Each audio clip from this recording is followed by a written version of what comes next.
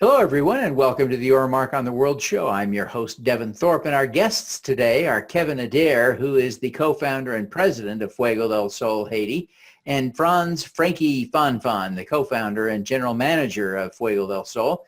We're excited to talk to these guys about their incredible new technology for fueling cooking stoves. So this is really, really exciting stuff. So you don't want to miss this episode. Welcome to Your Mark on the World, bringing you another changemaker with champion of social good, Devin D. Thorpe. This episode is made possible via the support of our sponsors, including Johnson & Johnson's Caring Crowd. Kevin, Franky, welcome to the show. Thanks, Devin. Glad to be here. Glad to join you. Thank you. Thank you. Thanks for having us. We're excited to talk to you guys. I want to start by understanding the fundamental premise here. Kevin, maybe you just take a minute and walk us through the technology you're deploying for cooking stoves and cooking fuel there in Haiti. Sure. Well, we were working actually in the neighboring country of the Dominican Republic from 2005 until 2011, and working mostly in solar cooking and making some good established groundwork there. We also introduced briquettes made out of recycled materials because you can't cook with the sun if it's too late in the day or too early in the morning or if it's raining. And we ended up at that point in late 2011 being the largest briquette producers in the Dominican Republic. And of course, it was correspondingly about 2 years after the earthquake, and we were contacted by the World Food Program to introduce our program into Haiti. The concept, and I brought along a prop, this is our briquette. It's made out of recycled paper, cardboard, and sawdust. And we produce these in Haiti based on a mechanical process that creates a lot of jobs for Haitian people. We actually employ 12 people for each press that we engage, and the press makes 25 briquettes in just about exactly 1 minute. And the reason we needed to do this was really the similar reason as to why we were introducing the solar stoves, is that the charcoal, which is what most of the people cook with here in Haiti, destroys trees at a phenomenal rate. It takes 10 pounds of tree to make 1 pound of charcoal. And why don't we ask Franky, if you would, to just take a minute, now that we've got a sense of the fuel, let's get Franky to give us kind of the lay of the land there on what's going on in Haiti in terms of deforestation and charcoal, et cetera, et cetera. Yeah, so here in my country, charcoal has been a big problem for the whole deforestation of Haiti. So the only source of cooking fuel that my people known for a long time is the charcoal. So taking down charcoal to turn it into, taking down trees or to turn it into charcoal for cooking, it's been what they've been doing all their life. So with our briquettes, this briquette, I think we will be able to reduce that as much as 80% of the deforestation of Haiti. The whole country right now is looking like a little bit desert for because of the amount of trees that they have been taking down all over this country. So, Kevin, what's the magic? I think there's one key point of magic that it took me a while to understand as we were visiting about this last week in Haiti, but it has something to do with the fact that you don't burn your briquettes to make your briquettes. That's absolutely true. So any way that you make charcoal, it wastes most of the fuel in your source fuel. So the traditional way they make charcoal destroys 90% of the tree and ends up with only by volume and by energy rate, 10% of what's left becomes the charcoal. Instead of that, our system does not carbonize. So we don't turn it into charcoal. We use it just the way it comes to us as a recycled product. You can actually see the little pieces of paper and cardboard and sawdust all mixed in here together. So we don't have to waste our energy in our fuel by first turning it into charcoal, and we make up the difference by having very efficient cook stoves which using our briquettes cook just as fast and less expensively than charcoal. Yeah, this is a fascinating thing, but one of the challenges is getting people to make the switch.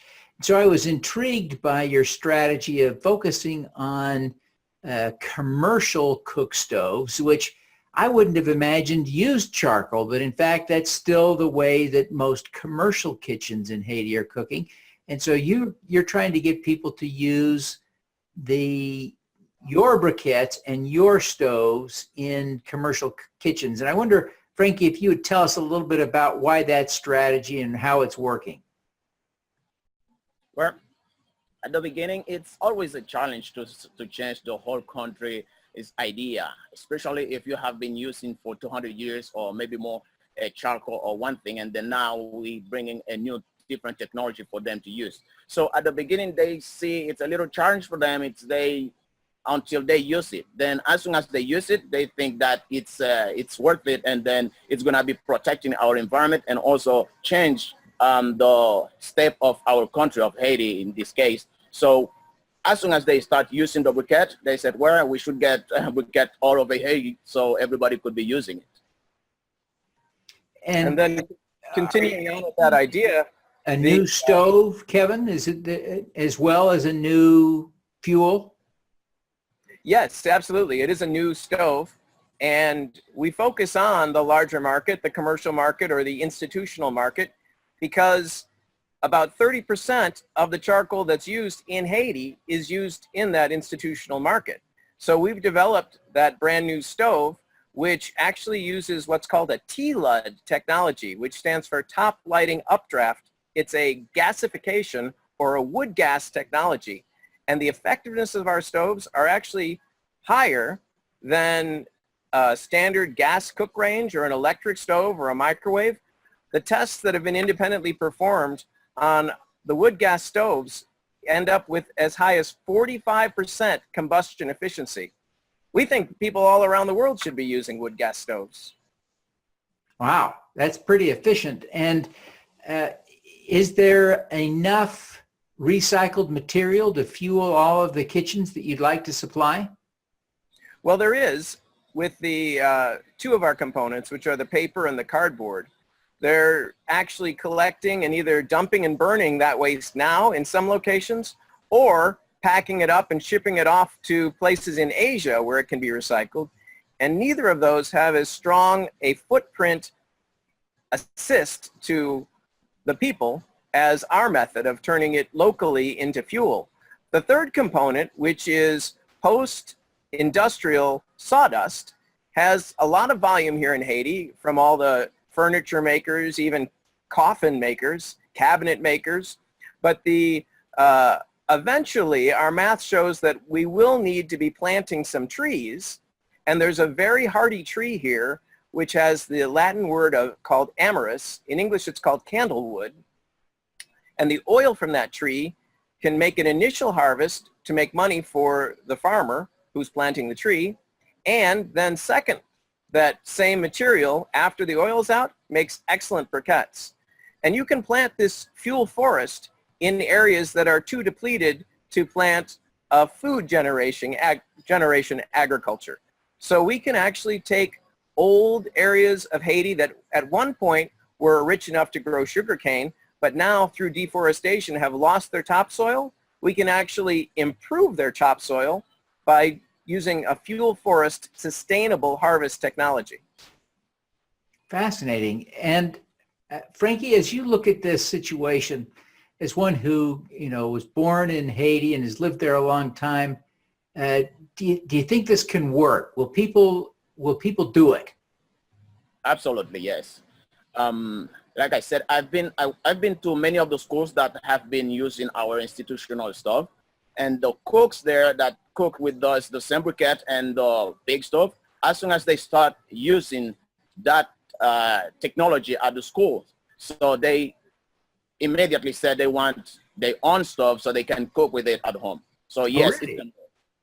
Really? And do you have a personal scale version of the stove for cooking at home?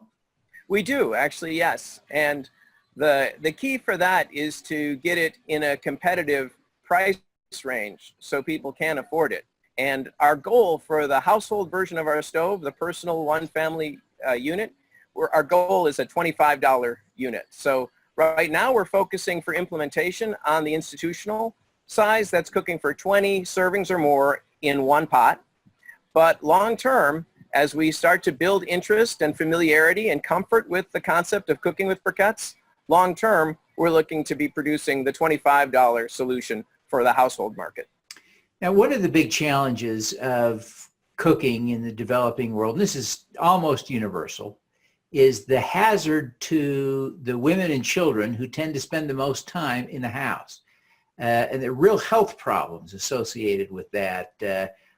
Whether people are using charcoal or wood, cooking that either in a poorly ventilated stove or an open fire, it tends to be very hazardous. And some of the preliminary work that's been done on trying to measure the impact of some stoves suggests that some stoves reduce the smoke, but not the health effects, because it doesn't take an open fire to generate the health impacts, the negative health impacts.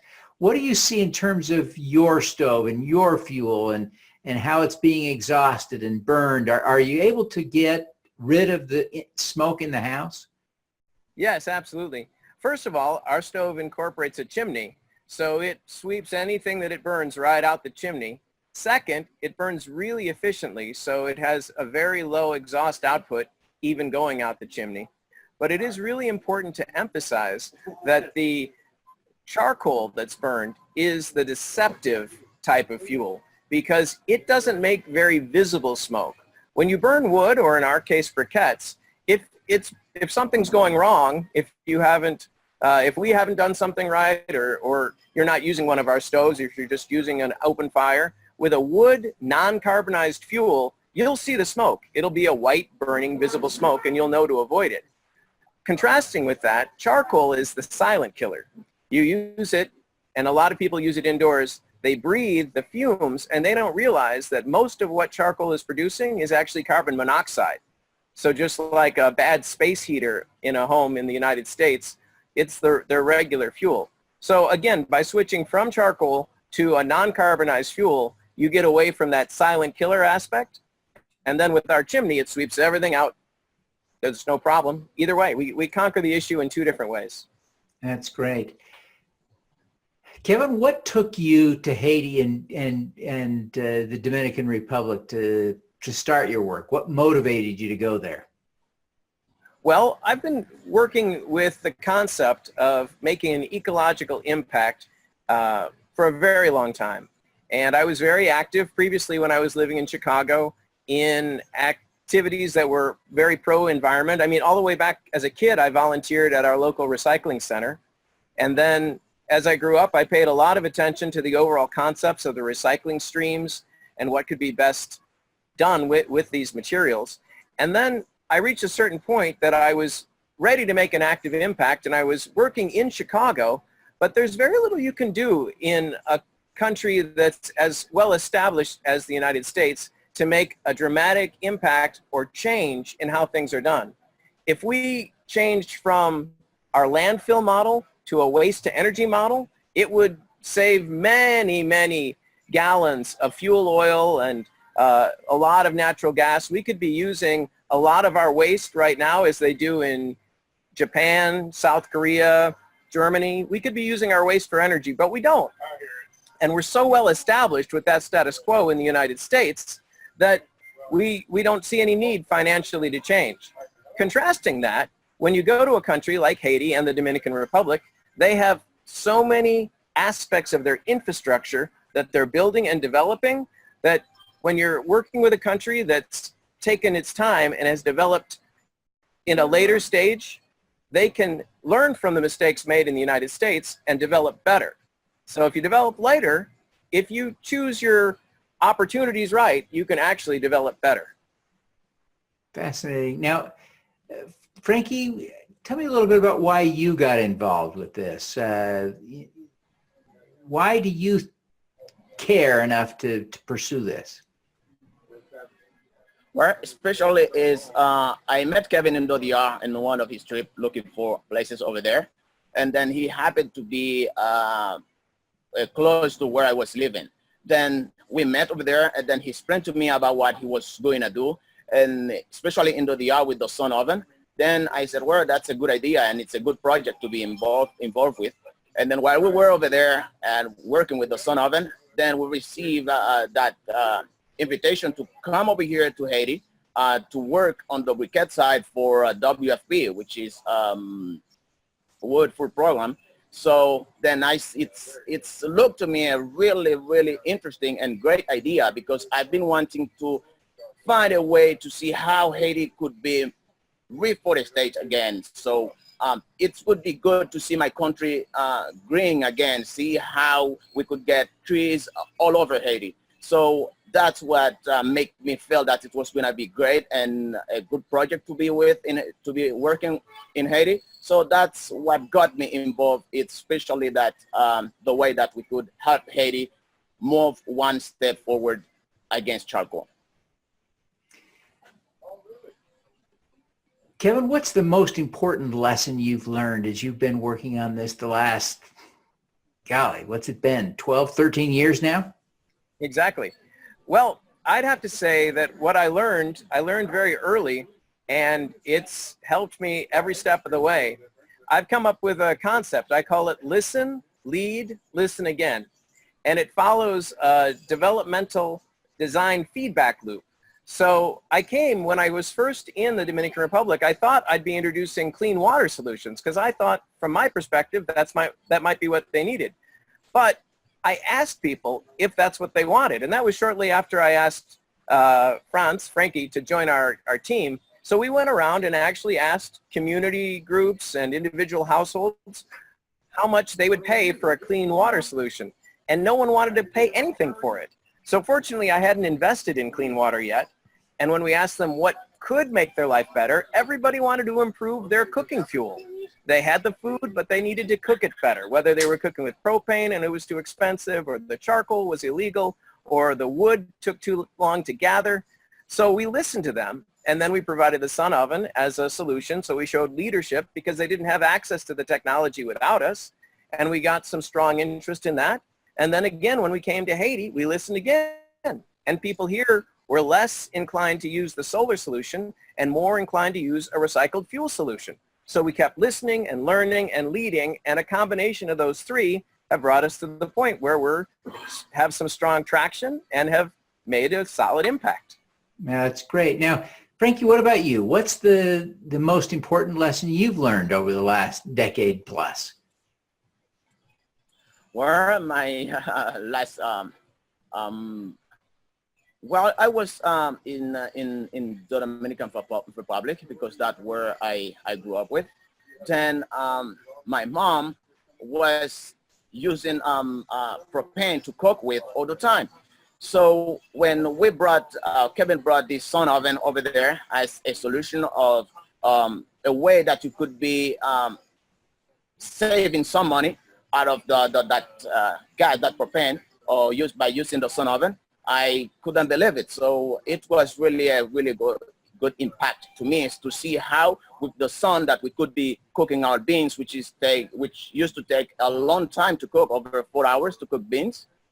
Then with the sun oven, you don't even have to invest money in it. You just prepare your beans, put it in the sun oven, and then you let it sit in the sun, and then it will be cooked without investing any money. So that was a huge impact to me in this project. That's great. Kevin, what's your superpower? Well, I would say it probably goes back to listening and being able to adapt to what you hear from when you listen. I actually think that I was amazed at how few programs, especially in the sector of international development, engage that superpower of listening. Most projects are so sure that they've got the right idea that they don't listen to what the local people the people who are implementing these solutions are actually saying. So whenever I'm talking with other projects, they always say that they're introducing, another kind of housing, for example, or other forms of energy. And then I say, well, I talked with these Haitian people about it and they disagree for this reason or that. And then the implementer says, well, what's needed is education. And I agree, but where I would switch it around is, I think where the education is needed is it's needed by the implementer, for the implementer to learn what kind of solution will still address the problem, but is culturally accepted by the local population. I think a superpower of listening is what a huge portion of the developmental community needs to engage in. So if I have a superpower, I'd have to say it's the ability to really listen, not just let the words go by, but listen. Yeah, fascinating. What about you, Frankie? What's your superpower? Where our superpower would be, I think it's how since I was a kid, and I was seeing how my country was getting into the hole, like I've been saying all this conversation, into the hole by cutting or blow down the tree. For example, at the countryside, it doesn't rain. They can't produce. They can't grow food because they don't have enough water. It doesn't rain much in a year, so for them to grow the food. So I think it's if I have a superpower, like I would say that it's to see how can I try to help this country go up and not cut down the tree of the country anymore. Yeah, that's great. Well, Kevin, Frankie, thank you both for taking the time to be with me today. I really appreciate your commitment, and I'm excited about the work that you're doing. Before you go, I wonder if you would just take a minute, Kevin, maybe tell us how people can learn more about Fuego del Sol Haiti, and how they can connect with you and Frankie. Sure. Well, we have a newly redesigned website. It's now at fdshaiti.com, and we'd love for people to come, not just look at the website and learn about what we do, but actually physically come down and join us. Throughout the beginning of our project all the way to today, another difference that our developmental strategy has is we actually want people to come and join us.